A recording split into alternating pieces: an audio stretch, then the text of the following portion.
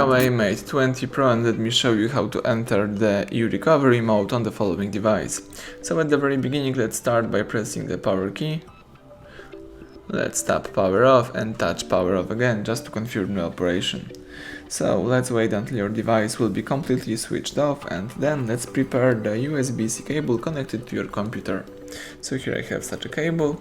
Then you need to start holding the volume up right here. Let's keep holding volume up, and while holding this key, connect your device with this cable. Keep holding volume up.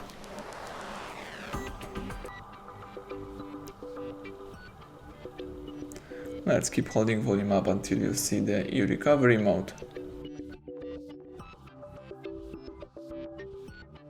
Excellent, this is the HUAWEI eRecovery mode.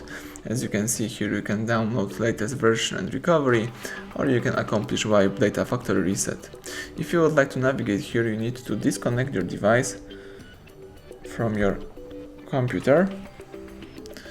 And now you may use both volume keys to navigate and power key to confirm it. If you would like to quit this mode, let's choose reboot or shut down. In my case, let me choose reboot, press power key to confirm it, and wait until your phone will be ready to use.